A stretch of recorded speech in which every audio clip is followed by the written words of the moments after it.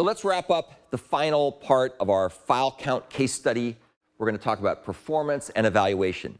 So if you may recall, the file count case study was looking at how we could apply different Java techniques. We used a common fork join pool with Java 7 style programming.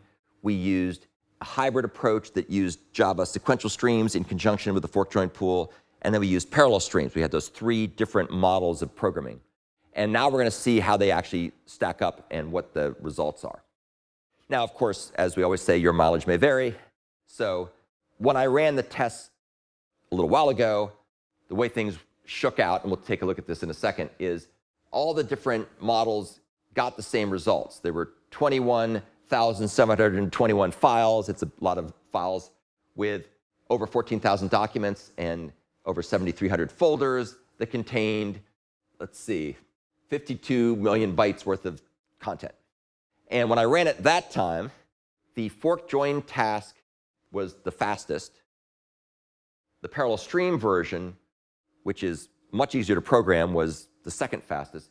And the sequential stream task version was the slowest. Now, you always have to take these things with a bit of grain of salt. And we'll actually run this again and take a look.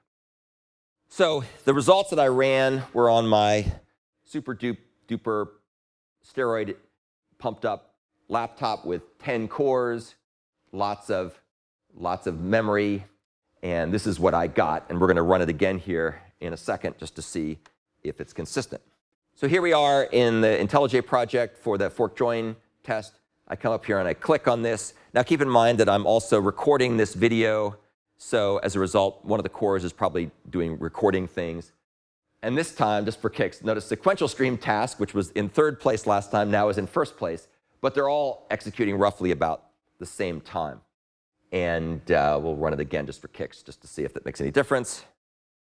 And now everybody gets a chance to be number one. Now the parallel stream version is the fastest. So clearly we need either more data in order to make this differentiate, or the different approaches are more or less the same in terms of performance because they're limited fundamentally by the underlying cores available. There may not be as many cores available because I'm running the ScreenFlow program to record the video and so on. But the point is that we can record the results, see the results, and see how they perform and how they fare. And what's interesting about this is the version that I would argue was the simplest, the most concise, which is the parallel streams version, doesn't run substantially slower or faster than the other approaches that use lower level things. So the one that uses the, quote, lowest level stuff is the fork join task, which uses Java 7 object-oriented features and the fork join framework directly. The other ones abstract away from that. So the good news is that abstraction doesn't really cost you a whole heck of a lot in this case, and you're going to get the bang for the buck by using parallel computing. And now, of course, this is great. So the third time we ran it, now fork join task is back on top again, proving that benchmarking, it's kind of like they always say, there's lies, damn lies, and statistics. Well, there's lies, damn lies, and benchmarking results, right? So always take everything with a little bit of grain of salt. But it'll at least give you a feel for what's going on. Popping back to the slide set, let's just wrap up with evaluating the different parallel programming models.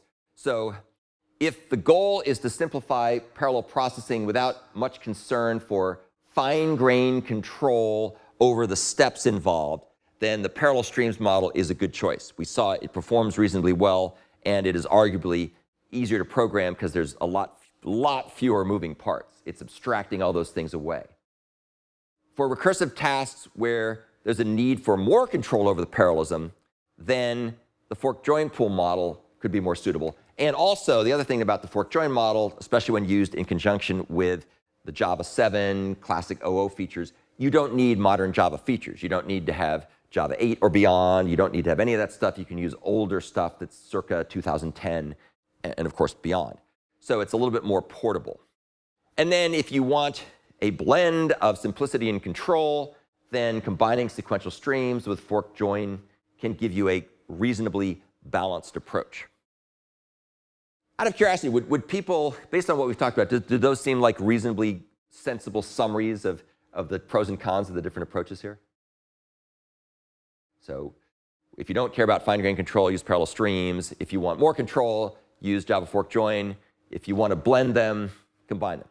I think that's pretty reasonable, right? Guess where I got those summaries? I gave my code to ChatGPT. It read my code, and then I said, please summarize the different approaches and let me know what you think.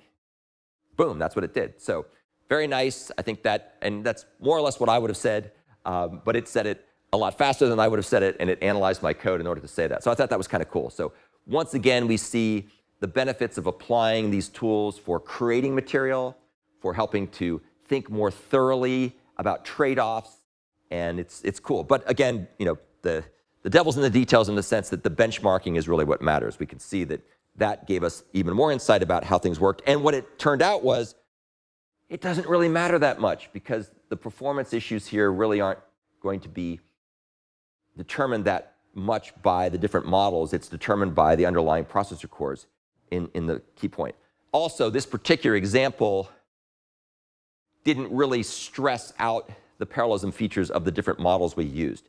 Other parallelism algorithms might have stressed them in different ways, and any of these things might have been better or worse under different circumstances. So that is the end of our discussion of the file counter case study.